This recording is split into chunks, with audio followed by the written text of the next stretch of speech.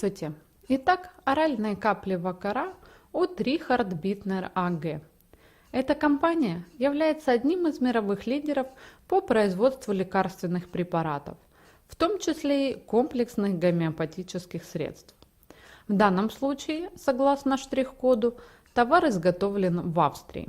Данный продукт принадлежит к дорогой ценовой категории и объясняется это тем, что он принадлежит к так называемым оториноларингологическим препаратам нового поколения.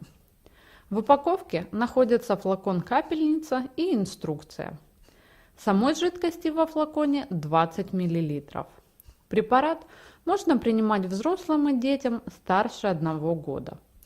В инструкции содержатся подробные указания к применению, а также расписаны дозировки в зависимости от возраста. Данный препарат относится к группе гомеопатических средств и имеет противовоспалительное действие. И теперь давайте переходить к моему опыту использования этого продукта.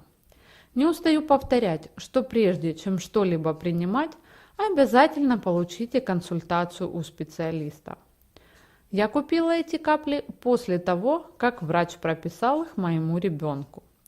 Необходимо было давать их в сочетании вместе с другим препаратом, а именно каплями под названием Атма. Ссылку на обзор этого медикамента вы найдете в описании. Вообще же, необходимость в подобного рода каплях возникла, когда мой малыш заболел, и ему на тот момент было около 1,5 лет. Самые резкие и неприятные боли от кашля и воспаления я снимала с помощью сиропа Эриспал. Ссылку на его подробный обзор я тоже оставлю в описании под видео. А вот уже затем, через 2 суток, когда я перестала давать Эриспал, наступил черед капель Вакара. Мои впечатления от препарата исключительно положительные. Моему ребенку надо было принимать 3 капли в сутки. То есть это утром, в обед и вечером. Благодаря флакону капельницы получить именно 1 каплю не составляет совершенно никакого труда. Далее, поскольку необходима лишь 1 капля, то очень легко дать ее ребенку незаметно.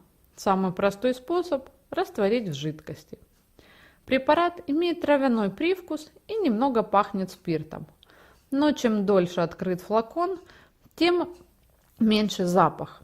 Вкус напитка, в который я добавляла медикамент, абсолютно не менялся. Так что при применении 1 капли малыш вообще ни о чем не догадывался, и поэтому его лечение проходило легко и без усилий. Так как Вакара относится к гомеопатической категории, то лечение ею более длительное. А именно дело в том, что ее необходимо давать до полного выздоровления.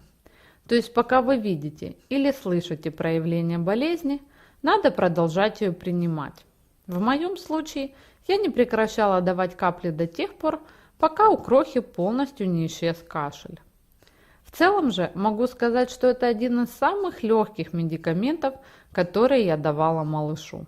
Он требует мало времени и усилий, чтобы правильно дозировать. Совершенно не требует усилий, чтобы ребенок непосредственно проглотил его. И при этом всем не обнаружилось никаких побочных действий. Так что я рекомендую этот препарат к использованию.